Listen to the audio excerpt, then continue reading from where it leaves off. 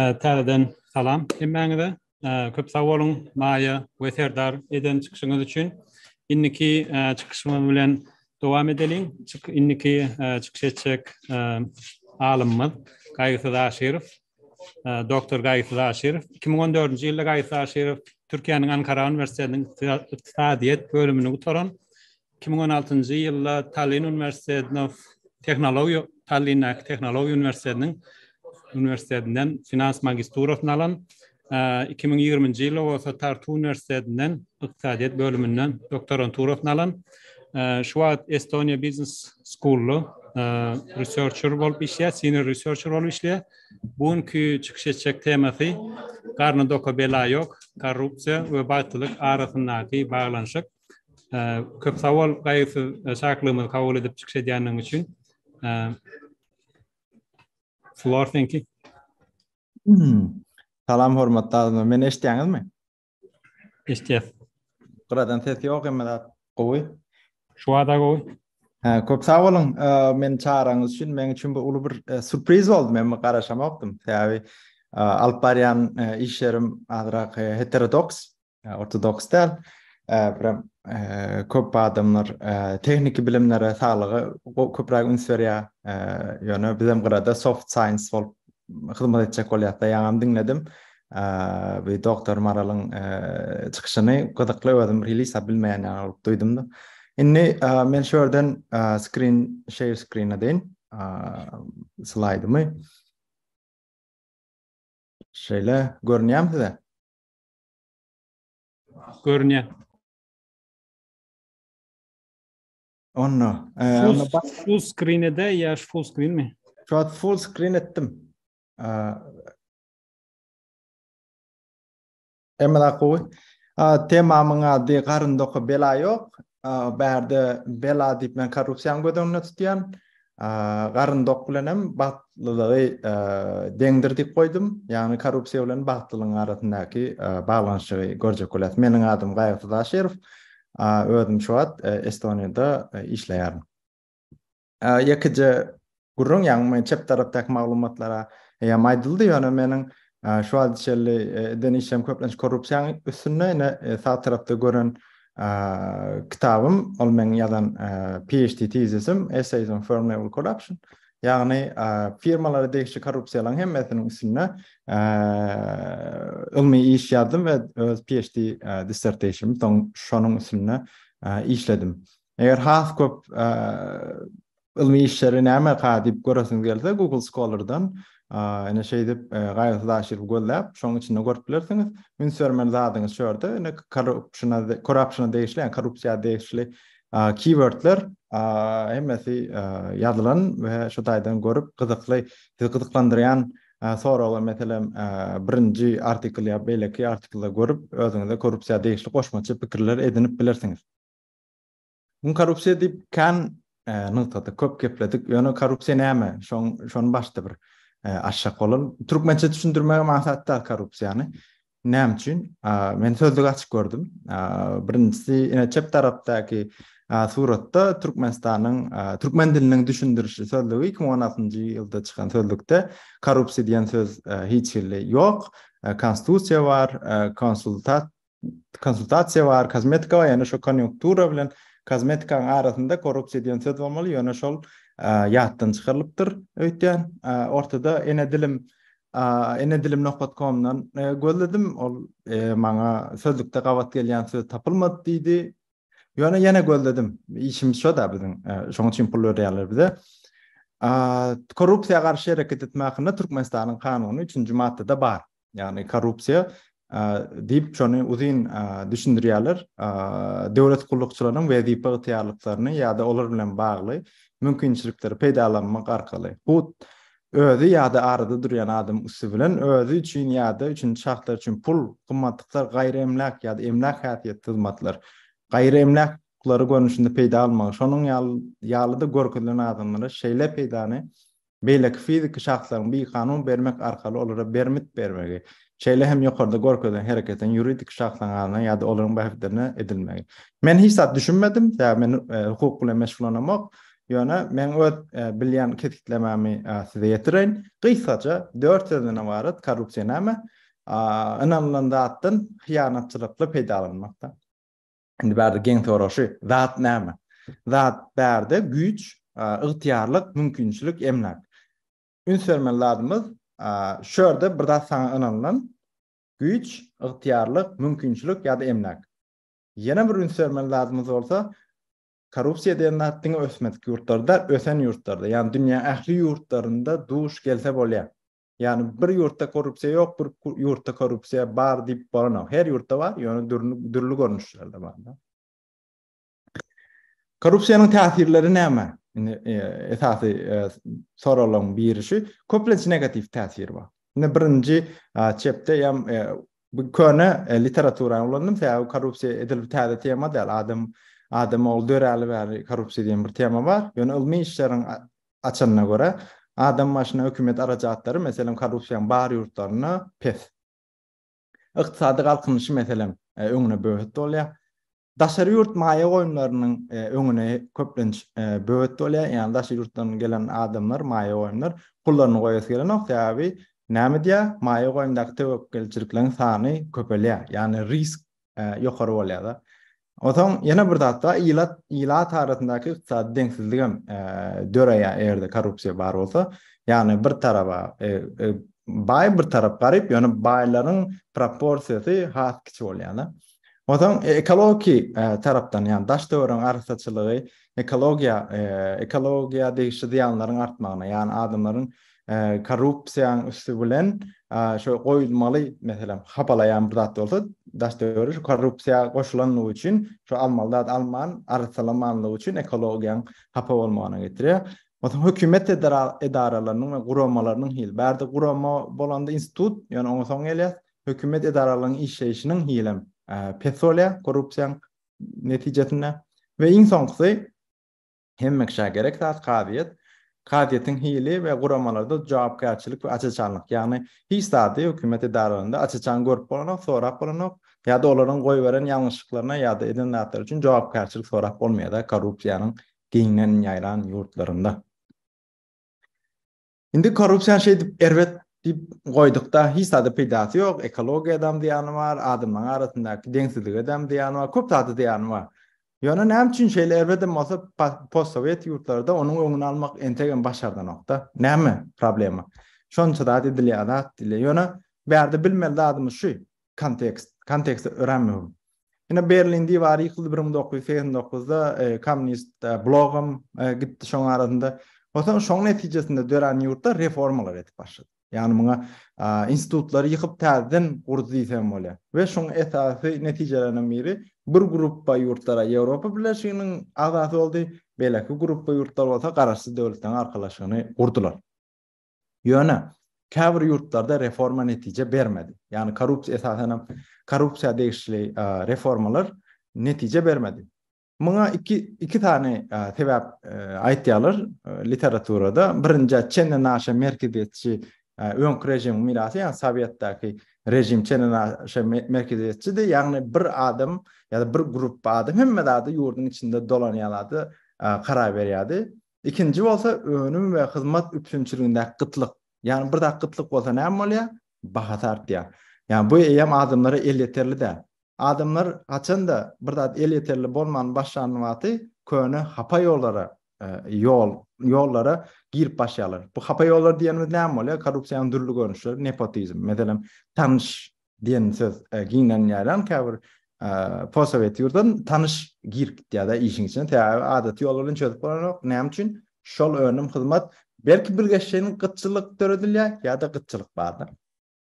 Munyň üstüne korrupsiýa garşy programmalar düzüldi, hemme ýurtlar düzülýär, ýöne şolar netije berenok. Näme üçin? Diýär şol korrupsiýa garşy düzülen programmalar şo ýurda degişli bolan jemgyýetiň strukturasyny, medeniýetini, ýa şol ýurtda bolýan zatlary göz öňünde tutmaýar diýär. Göz ardy edilen soň şol programmalar dolu netije berenok diýip bir pikir bar.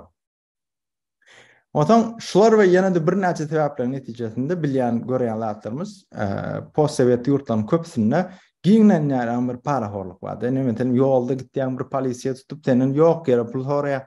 sağlık ve okuw ýaly hyzmatlar, meselem şular mugut berilmeli edilen ýurtlarda da has gowsuna yetmek üçin täze okuwun hili pes, sağlyk hyzmatynyň hili pes, adamlar goşmaça pul bermeli bolýar, para bermeli bolýar we muny illegal praktikalar diýip hadaplap bolýar. Korrupsiýaga garşy görüş. Iň aýran ýollardan biri köp ýurtda adam cezalandyrmakda, jenaýat işini çekmek. Kim korrupsiýaga giren bolsa, şoň illegal praktika işidiň seni türmäň aňyrsyn oklamaly diýip bir pikir bar. Bu erwet pikirmi? Erwet pikir däl. Ýöne yeterlimi? Yeterli däl. Ine seretişimiz ýani adamlaryň şo näme üçin korrupsiýaga girýänini bilmek üçin, ýani näme üçin edim gylymlaryny, şo gylyk diýip ýazdymda men, edim gylym öwlerini alyp baryşyny üýtetmek üçin başga ýollar barmy, ýokmy? Şu has möhümde. Şonu ähir men şu jenaýat kodeksine göre cezalandyryp gitsen şu dol netije beren noktada. Muny men aýtdymmy? Elbetde men aýdymok. Muny institutional economics aýtdy. Yani institutional economic şeýle diýe korrupsiýa temasynda başga taraplara seretmek ähmiýetini ünsürýär. Yani diňe ceza däl, yani cost benefit analiz etmeň, punishment bermeň, başga ýollar bardyr diýe.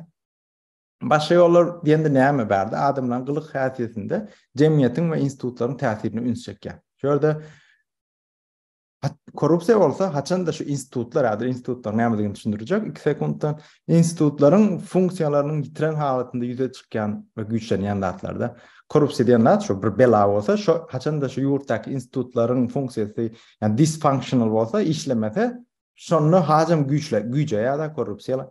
Indi institutlar näme? Nämä Douglas North 1990-njy ýylda Nobel alan adam, şu kitabyny belläýär. Institutlar adamlaryň özlerini alyp barşyny çäklendirýän normalar we kanunlar. Yani özlerini alyp barş bolsa, bärde behavior diýjek bolan İngilizce terjime edelim şo. Şonu çäklendirýän normalar we kanunlar. Institutlar näme bolup biler? Meselem maşgala. Meselem adam hukukly. Ya da mülkiýetiň goralmagy, ya mülkiýetiň özara kontraktlar, ya da döwlet bilen adam arasyndaky kontrakt, firmalar meselem institut, kanunlar we şoňa meňde ştatlar institutlarda.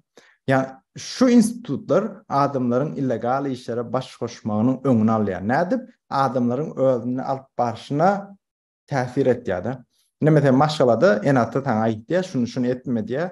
Näme üçin? Şu gowy hadaplanyň ok diýär. Yani ya maşgala bir institut hökmüne senin özüňi alyp barşyny çäklendirýär ya da şekil berýär. Oson ýanky gurrumyzda cezalandyrmak yeterli däl diýdik. Indi institutional economics näme diýär? Aýtýar siz diýär, ýene goşmaçy datlara seredin diýär. Adamlaryň arasynda şu datlary ösürjek bolam diýär da. Literatura şu adyçelli bir taparat öňe çykar diýär. Iň bir aşağı çydylmaly ýyldız bolup öňe çykan datlardan biri social ve institutional trust. Social trust näme? Bu jemgyýetdäki adamlaryň bir-birine bolan trust. Yani köçede baryan adama sen inanýanmyň ok.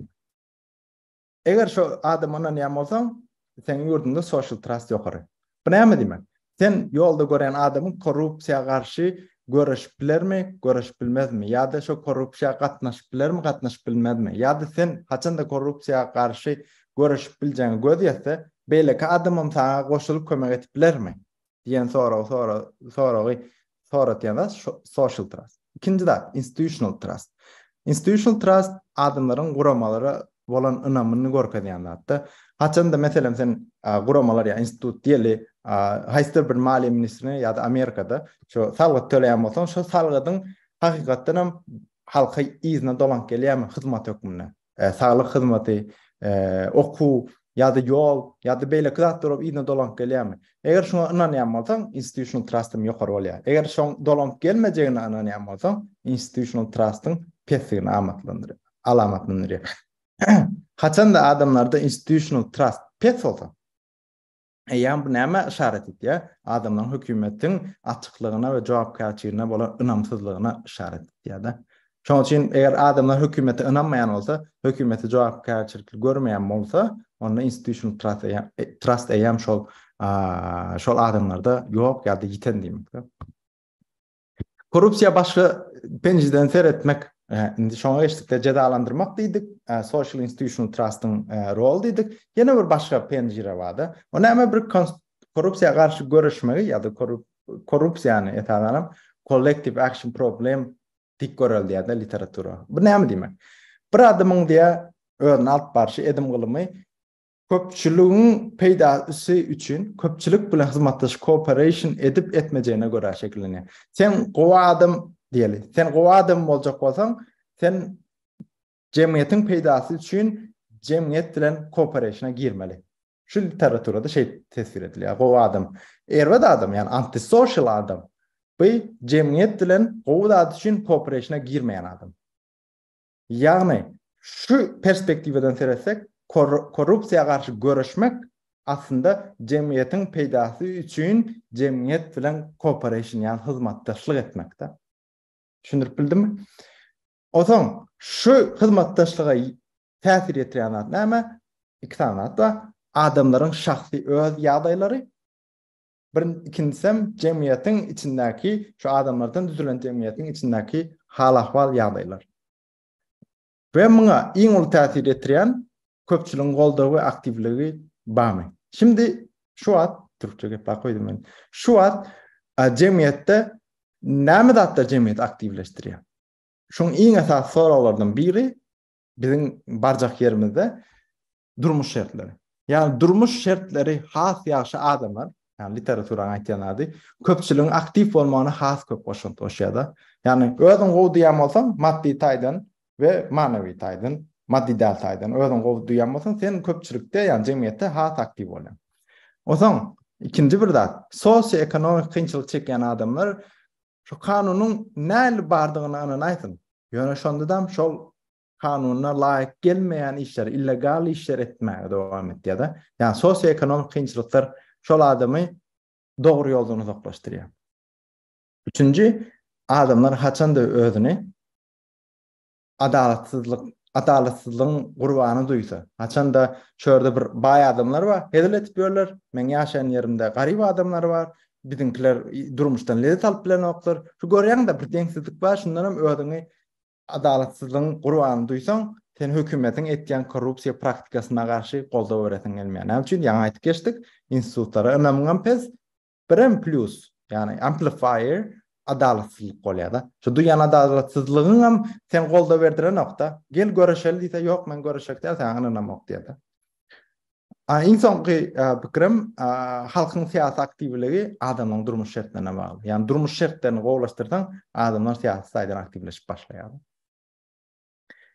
O zaman bagtlyk, şu durmuş şertleri diýdik de, durmuşuna razı bolmak, durmuşuna hoşallyk bolmak. Men muňa bagtlyk diýip geçdim, aslında men pikirimçe bagtlyk öz içinde dolalan ok. Şunun näme täsirleri bar? Birinci täsiri 2003-nji ýylda görülen stadiýlerde bagtly özüni gowy duýmayan adamlar, yani durmuşundan razı bolmadyk adamlar ya da garyndyk däl adamlar Germaniýada jinaýatdan sany köpeltýär. Arasynda bir negativ gatnaşyk bar. Latin Amerika'da mesela antisosial çarelerin sany köpelýär. Eger adamlar bagtly duýmasa, şoň ähtimallygy köpelýär antisosial çareler. Diýeli ogurluk antisosial çareda şolay.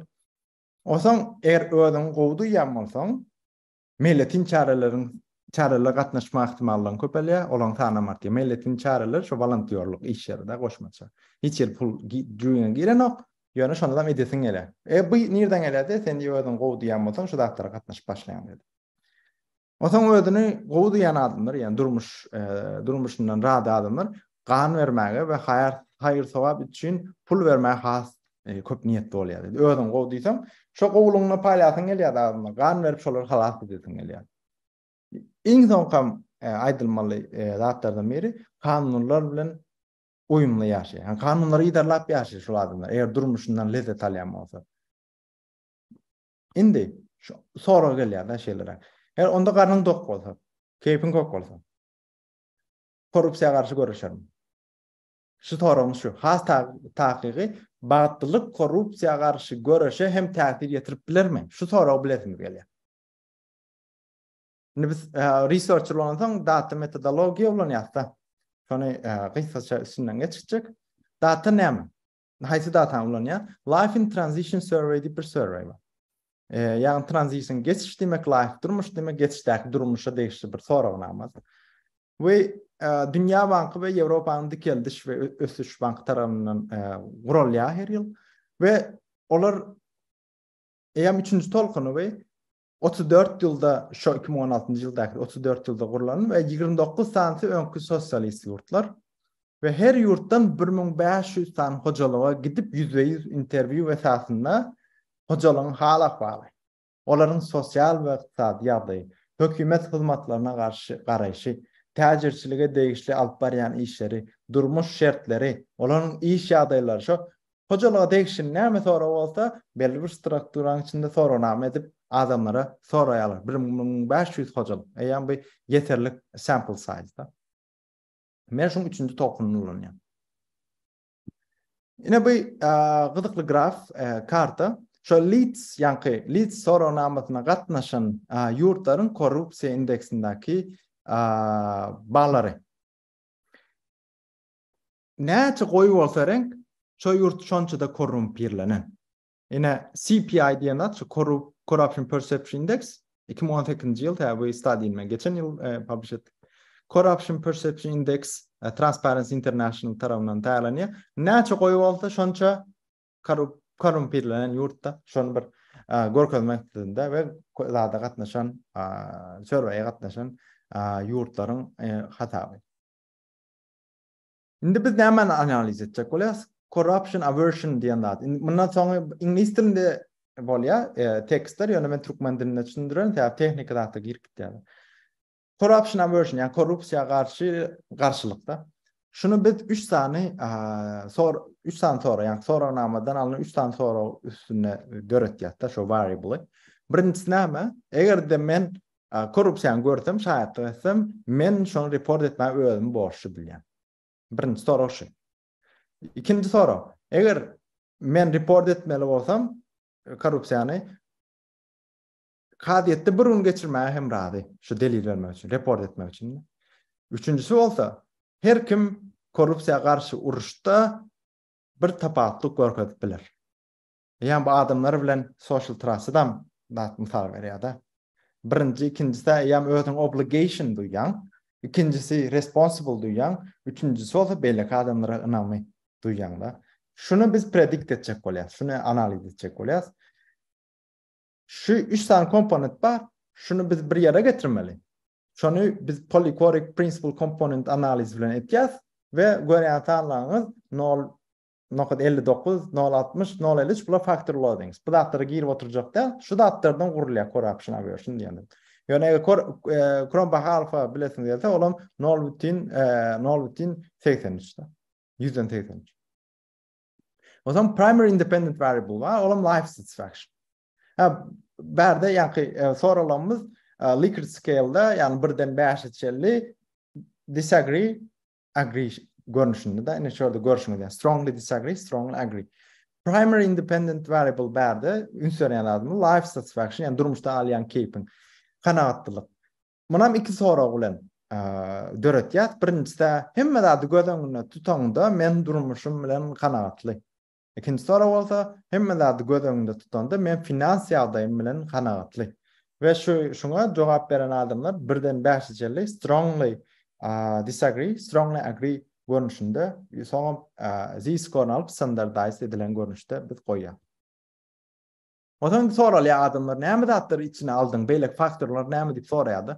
Biz şu soranama gatnaşan adamyň respondendiň genderini, erkek ýa-da aýal, ýaşyny, ýokary okuda okap okamadygyny gözüňe alýas. İşini, işlep işlemeyenliğini, nikah ýagdaýyny, toý edenmi etmedikmi, aýryşanmy, sallahmy, şu zatlar için alýar, ýaşaýan ýeri. Meselem käwradym paýtagtdaky adamlaryň korrupsiýa garaýşy bilen owdakylaryň garaýşy başgaça bolýar. Şundan biz gözüňe almaly. Ondan boşdyk. Bir adam dindarmy? Haýsy dine uýýar? Meselem şonu aldyk içine. O zaman Komünist partiýa bilen gatnaşygy barmy, ýokmy, enatasynyň babasynyň gatnaşygy barmy? Ona malýar. Sebäbi ýokmy analizler görkezýärdi. Komünist partiýa bilen gatnaşygyň bolmagy, enatan bolmagy hem teňde korrupsiýa garşy goşan, ýani korrupsiýa garşy görüşen ok diýär, köp ýerde. Şoň goldurma ähtimalyň bar diýip studylar bar. Institutlara nam ona ýam aýtdym, jemgyýete nam ýani social trust ona moýdyk. Iň soňky ýagdaý şu girdeji ýagdaý. Diýipler teňde bu pul köp bolsa näle bolar da diýip ana şonam bir şeýdi kontrol etýär. Oson two-stage least squares independent instrumental variable olan estimation method hükmünde bu metodu bilendir yöne etmek isteyen adımız iki tane ekonometrik problema öňüne almakda. Birincisi reverse causality, yani ters gatnaşygyň öňüne aljak bolýarsa, belki corruption aversion life satisfaction'a täsir etýän bolaýmysyň diýip aramyzda akyllar çykyplar, şunyň öňüne aljak bolup bir metod. İkincisi omitted variable bias, yani biatlan çıkan alan bir variable bolaýmasyn diýip şonu içine koyup ine şeyler edeceğiz. CA şu corruption aversion, LS life satisfaction. Şol ayam ikinci equation, birinci equation'da olsa life satisfaction'ı teknologiyan instrument edip analiz edecek bolýas. X ayam individual level variable'lar, CFE'de country fixed effects, yani burada değişli fixed effectler, ütgemeyen datlarda şolaram goşýar. Yani bir gelip yine Ukrayna'da şu şert da, Özbekistan'da şu şert var, şunam gödöňüne aldım diýsem, hova aldım diýmek üçin country fixed effectler ulanýar da. Ene şey diýem estimation metodu goýar. Ene size gerek gyzykly da adamlar sanlar görmäni gowy aramyzdaky hard scientistler var. Edlerimiz şu birinci kolumda şeyler kurgudayn. Birinci kolumda OLS, iň ýöne OLS'de regression etdik. Ýöne ünsörmeli adımız şol IV2 SLS var da. Görüşüňiz ýany life satisfaction bilen corruption aversion arasynda pozitif bir gatnaşyk bar we statistiki significance, yani statistik manylylyk diýim. Şol iň güýçlüsi. O zaman indi bunu yeke etip göreldik. Yani birincisi yani obligation dedik. I feel obliged to report corruption. İkincisi kadiyette bir gün geçirme, yani bir günümün berip bilerim. Ben report etmek için kadiyette. Üçüncüsü olsa her kim kömek etip biler. Bular adam yeke terettik. Hem aytýan ady durmuşdan näl bagtly bolsaňyz, yani durmuşda ödüňiz gowudy ýamasyň korrupsiýaga garşy görüşüňizden şonça güýçlenir diýip bir interpretasiýa etip biler. Indi yana bir gaýygy bar da, ekonometrik gaýygy we teorik hem bolup biler. Eger diýsen diýe bu sorady diýe belki hiç ömründe korrupsiýa gatnaşyp görmedik adamlara soram bolmagy mümkin diýe da. Ömründe hiç korrupsiýa para berip görmedik adamlary nädip rızak denýär da. Korrupsiýa garşy olaryň pikirleri başgasy bolup biler diýip sorasalar şeýle diýär. Biz Heckman selection model diýip bir giňden ýaýran bir tehnika var social science'da. Selection outcome etdi. Yani näme etdi? Birincide selection edematyk, yani bir adamlar saýlanmatyk. Şol adam, yani bu soranamaň esasında düzülen variable, yani haýsydyr bir hökümet işgärine para berip gördüňmi ýa berip gören okmy? Şu soru bar. O zaman haýsy adaýlarda berer kadip onam independent variable'lara goýýar. Student mesela ýokary okuw jaýynda bilýär ki bir gyda ýurtlaryna para berip sapaklary geçmek mümkin. Şoň üçin on student ýagdaýynam içine alýar da. O zaman mesela children bolsa näme şarat etýär beýam onuň çağatyna degişli. Da kindergarten'a giden çağlar barına giden, mektebe giden ýa-da sağlyk hyzmat, haýsy hyzmat alan bolanda belki şoň berme ihtimallygy bar, şonu predikt etmek üçin. Onam goşýar. Insan health, yani sağlyk hyzmatlaryny aljak wagty belki para berme ihtimalyny artdyrar. Onam içine goşýar. Bulary seretýäs, alias Mills ratio diýen zat bar. Şonu alyp biz IV2 SLS install etýäs we seretýäs. Yani hakykatdan hem life satisfaction entegem bizim üçin ütgemedi, yani corruption aversion'a henidem pozitif täsiri bar. Oson yana soralar var. Bu yana ekonometrik gaýalar. Şol life satisfaction içindäki item 1, item 2 ýaň bardy. Men birinji item men durmuşymdan dolu kanagatly, ikinji bolsa men mali ýagdaýym bilen kanagatly. Şolaryň özleri belki bir-biriniň efektini orlap bilermi ha? Diýip aýtýarlar. Şonu aýry-aýry goýdyk da. Yani bir item 1, item 2-ni aýry-aýry predikt etdik. Hiç saat ütgemedi. Ýene pozitif ýagdaýda täsir etýär corruption aversion'a. Oson ýene bir gaýy bar. Yani bu teorik gaýy. Social tie-laryň rolu. Yani adamlaryň garandaşlary bilen gatnaşygy nähili. Oson birem klublara ýa jemgyýetçilik guramalaryna gidýän bolsaň nähili täsir etýär. Şonam biletimiz gelýär. Görşüňiz ýany garandaşlar bilen gatnaşyga o diýen täsir edenok. Yani eger Şunu yani ta sagatnaşyp görseňiz siz korrupsiýa garşy hareket etýäňizde. Şu musallandyrşap, şurada membership with civil society, şurada civil society, şunu yani guramalara köp gitýän bolsaňyz, siz korrupsiýa garşy hareket etdiler. Ýene bir teorik soragy bar. Diýär siz hökümetde işleýän adamlar alan bolsaňyz näme etjek diýär. Hemme şo dominant bolsa samplingda da gözlen adam ýok, bizde onu ýan däldiňe diýip şo iň soňky kolumda non-public and unemployed, yani işlemeyen ve hökümette işlemeyen adamlardan hem ayrı bir sampl kurduk da. Al görün şunu deyip. Olam pozitif gatnaşyk çykardy, yani life satisfaction yine öz predicting power'ı ulay ve pozitif. Şeylerek. Hökümetlerle döwletde işlemeyenler. Sorry.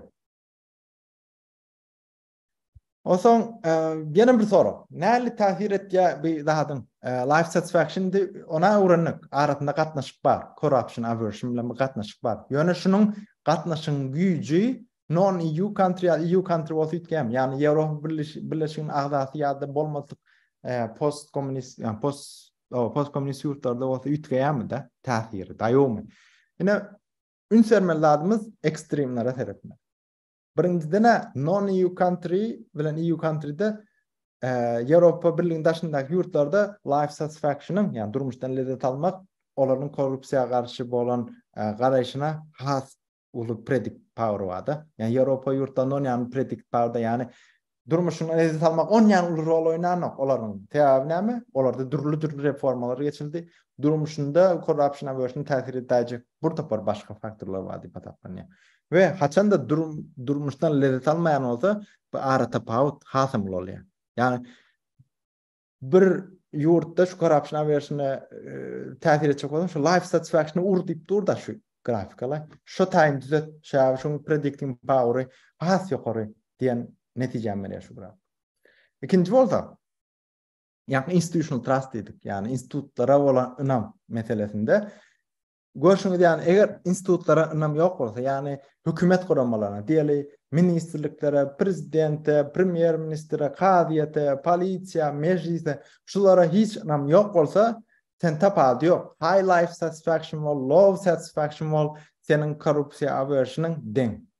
Ýöne haçan da şulara ynamyň köpelse, durmuşdan lezzet alşyň has prediktif bolup başlaýar. Şoň üçin edilmeliler näme? Institutional trust'ı has ýokarlandyrjak bolmaly. Adamlaryň ynamyny gazanjak bolmaly. Sonra lezzet alan adamlar korrupsiýaga garşy has daýaw görüş başlaýar. Şunu diýjek bolýar şu graf. Netijeler, men gyzyp gurun erotin geldige ýa netijelere temmi bermek, cezalandyrmak ýaly ýollar korrupsiýaga garşy görüşde dolu netije bermeýär. Yani berýär belli bir noktada çelle. Yani dolu berenok. Nämeler göz öňünde tutmalyda korrupsiýaga garşy görüşiň strategiýasy sosio-ekonomik ýagdaýyny merkeze goýmaly. Yani halkyň, adamlaryň sosio-ekonomik ýagdaýyny öz merkezine almaly. Yani adamlaryň hal ahwalyny öňe çykarmaly da. Hal ýagdaýyny näçe gowlaşdyrsaň adamlaryň korrupsiýaga garşy olary hasam hareketlendirmek mümkin. Has gowgoltgy bermek mümkin. Ve cemiyete ve iqtisadiyete degişli kynçylyklar çekinmän hakimiyetlere yetirmek isteyen adamları çäklendirmeň deregine eýsem hökümetler goldaw berip olaryň öňüni açmaly. Yani men ýagdaýym elbet hem cemiyette hem iqtisady taýda men pulum ýok diýip hakimden gapysyny urayan adamları çäklendirmeli der. Şolara gel aýt gurruňy. Bile çözer şu işi. Gel diýip şolary goldaw bermeli. Näme üçin? Ýa-da geçdik teoriýa näme diýipdi? Durmuş kynçylyklary adalan adamlar hem siýasy hem iqtisady taýdan aktivleşir. Siýasy taýdan aktivleşmek demokratiýa getirir. Iqtisady taýdan aktivleşmek bolsa bazar iqtisadyna hasam goýlaşdyrar. Ýani bu ýurdun hem siýasy hem iqtisady taýdan baýlaşmagyna eltip bilerdi. Ve şeýlelikde korrupsiýaga garşy düzülen strategiýalar halkyň hakyky goldawyny gazanar we wagtyň geçmegi bilen korrupsiýa azalar diýip pikir etýär.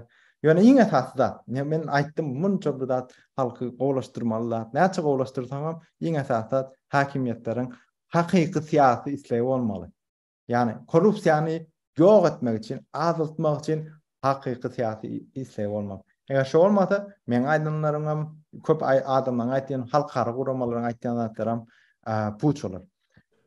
Eger şu makalany doly ingliz dilinde okumak isteseňiz, eýan bir 2022-nji ýylyň maýynyň 18-inde Kyklos jurnalynda çap edildi. Corruption Life Satisfaction Evidence from Transition Survey. Bir topar sorap bilersiň, gyzykly zatlar bar. Şuda okap bilersiňiz, meniň co-authorum Luca Andriani, London Üniversitesinden şuda professor bile ýazdyk şu işi. Siziň hem ismiňizi çekmek istedim. Çıkışın soňy, sag bolun. Bugun bir çıkışyň ýene soňuna çykdykda. Näme diýmek? Bir zat ymyklyk tordyk. Köp sag bolun. Soralarınız bolsa arkaýyn sorap bilersiňiz. Köp sag bol gaýsy beren gurrun üçin gyzykly temada. Seňňaly beýle gyzykly researchlar bar bolsa, çağırmadığımız üçin ondan öňüräk ötünç soraýas. Ýöne researchlaryň bilen biri maglumatymyz bolsa, nädip bolsa ýene garaşarsy. Bir sorapdyr. Näde ýetşärkäler halatdyrlar gurrungydy. Indi sorag bolsa, berden eliňizi galyrsaňyz, telefon barar, oňa çenni biri söz sorapdyr. Parahorluk bu korrupsiýanyň türkmençe görnüşi bolup bilermi? Pikiriňe daýdaýsaňyz. Yok, yani para horluğu biz para diýende pul var da onun içinde. Yani biz yani hem dedik hukman pul almak değil.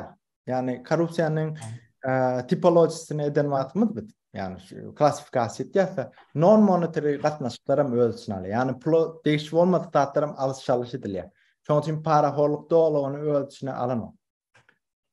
Soruňyz bolsa berden gatnaşanlar eliňizde galyp bilersiňiz.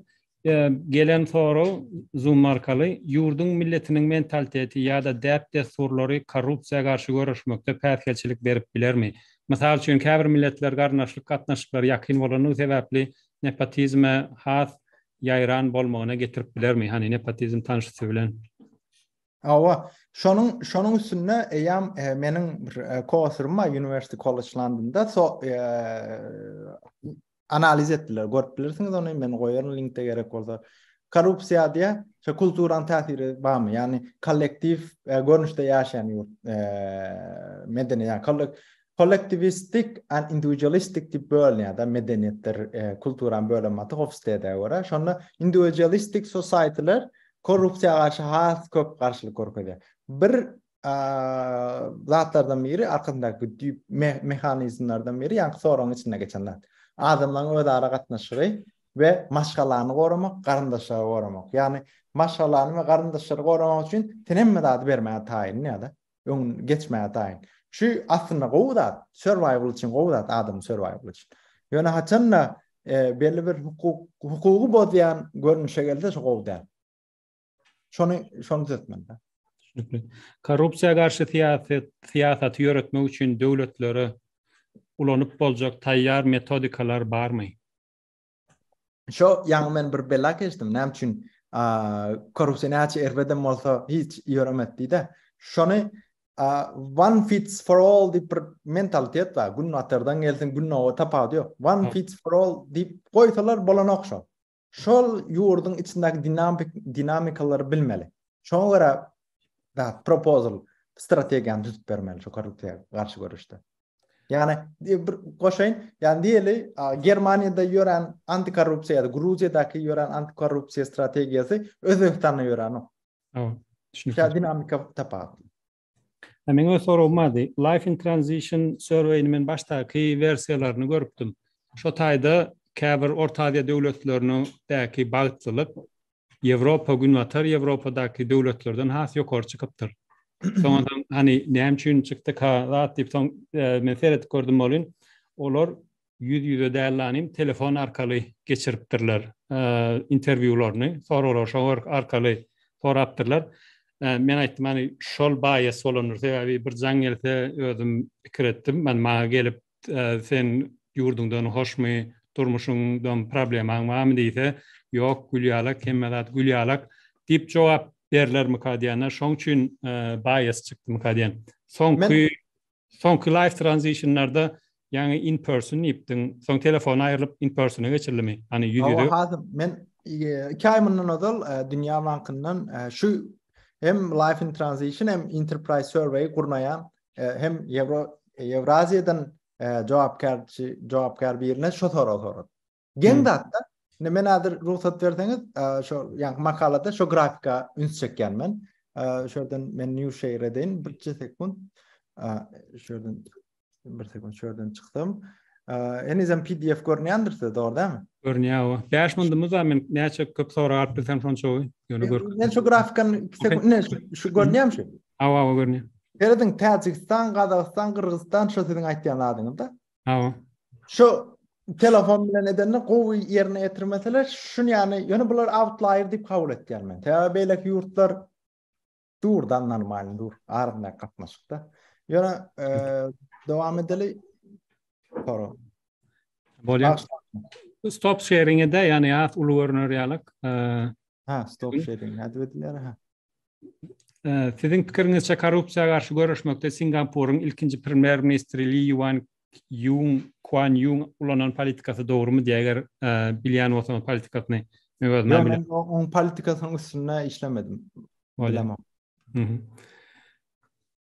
Metodik soraw eden research'uňyzy ölegleриňizde variables kenekeni principal component analysis ulanýarmy datany işleriňizde diýer. Principal component analysis şu dependent variable diýmätimiz polychoric principle ulanmakda. Birinci şol dependent variable beýleklerde hiç ulanmadyk. Sebäbi mesela standart 10 10 10 10 bolup gitýär. Nemeni sorajak din barada ýa-ni ölçedik diýdiňiz diniň täsiri. Umuman diniň täsiri nähili korrupsiýaga garşy görüşmekde.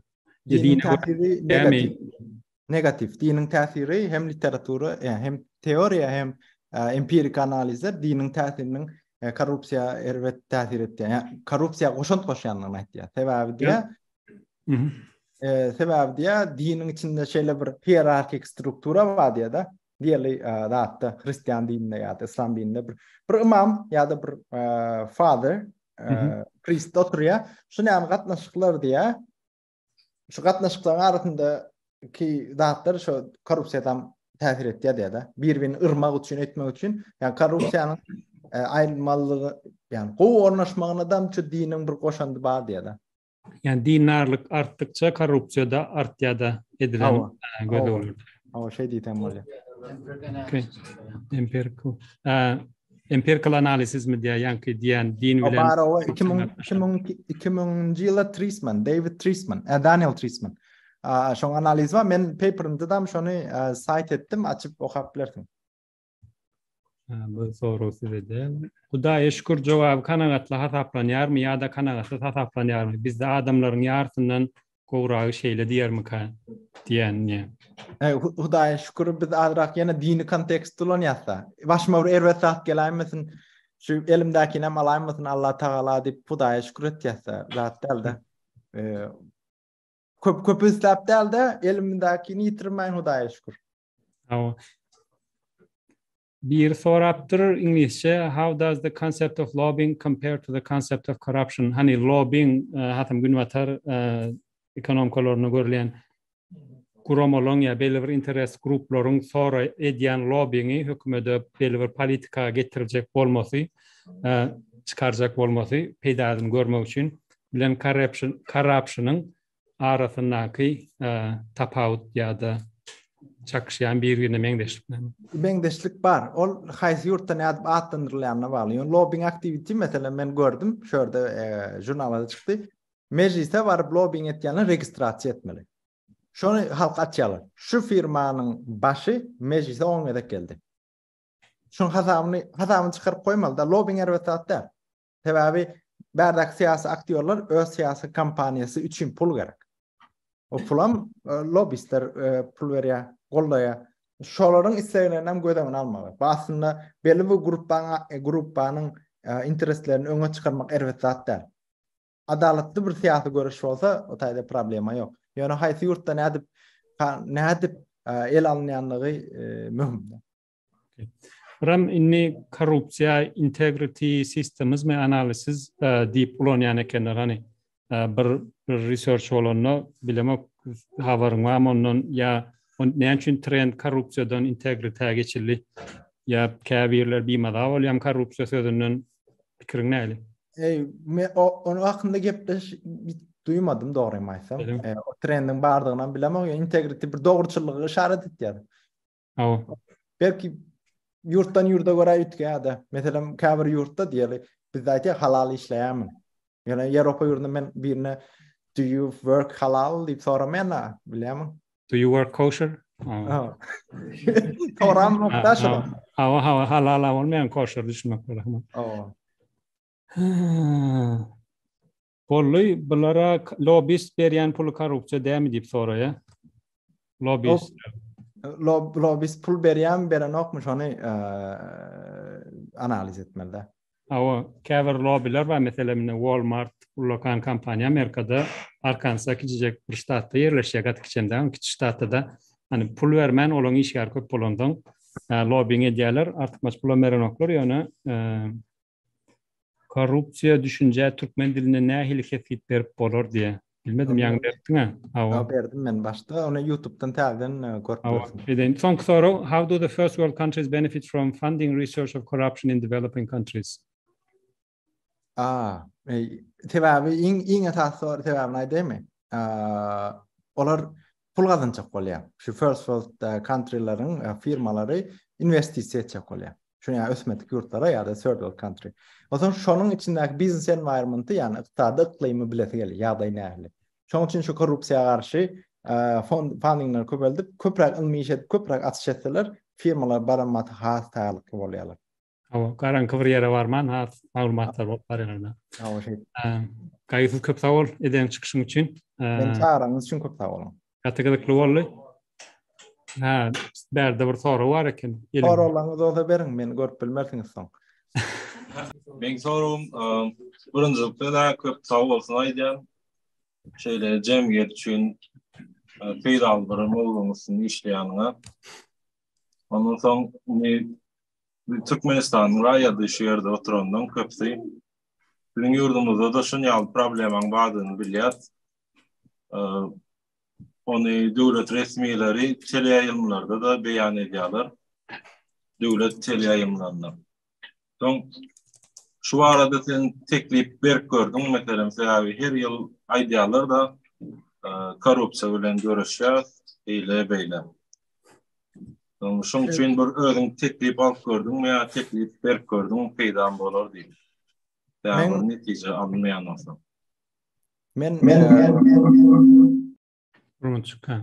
Sorry. Bir-birine çemik. Soru için köp sag bolun. Gowy soru, gyzykly soru. Ýöne men özümi magnitude mony uly göremok. Kiçik görýän. Osaň hiç kime teklip bermek ýani özümde bir güýjem göremok, onan aklym göremok.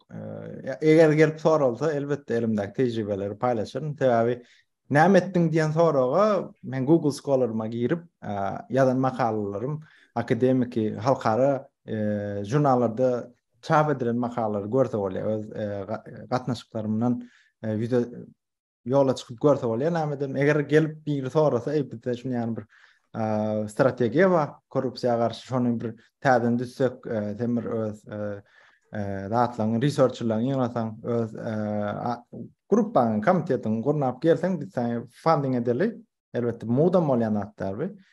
Funding edeli, dünýäden ýygna türkmenleri we beýleki halkdan halkara guramalar jemnäli edeli diýip bir syýasy isleg bolsa, elbetde biz öz goşandymyzy goşmaga men ören bagty duýarmydym. Ýöne men ente gözüm on ýani güçlü daýaw göremokda. Bir munçuk ýene bir soru bar diýe, follow up. İşleýärmi? Indiki soru meselem ýöneköy adaty raýatlara her haýsy bir ýurt bolsa tapady ýok. Her haýsy bir ýurduň raýatlaryna nähili makro görnüşde meselem 5 sanak bir çözgüt berip bilersiň ýa-ni näme diýär? Maslahat tawa. Näil maslahat berip bilersiň? 5 saat ýöneköy raýat näme etmeli 5 saat. Men häzir bir zat diýip bilemok. 5 standart goşmaça bir saatlyk bir seminar ýanyna getirýärdi. Men maslahat näme diýip bilen? Ýa 3 standarty goýduk. Sonra düzdük corruption aversion'da 3 standart dady. Eger men korrupsiýa şaýatlyk etsem, men ony özüm report etmäge borçly bilerim. Sen şu borçluk duýuňy bir duý, özüň jogapga. Ikinji, eger bir gün polisiýada wagtyny geçirmeli bolsaňam şol korrupsiýa garşy delil vermek üçin şonu bermäge razy bol. Üçüncüsü sen özüň, yani ordinary person, adaty bir adam hökmünde korrupsiýa garşy görüşip biljekdiňe inan we beýlekler inandyr. Şu üçsi yeterli korrupsiýa garşy görüşde. Galanam näme? Son köy sorawy alalyň audiensdan. Soru. Nime jogap berýän otňaz garaşay mikrofonu açyp ýapmaly bolýar diýilgen. Salam bayısı tutawat çıkışım şey, partiyasyň tema boldy. Men daha sorajaktym, ýa-ni aversion neme corruption aversion analysis education purely educational tarapdan sebep gördüğümün salçın corruption aversion within education correlation el grafan salçın.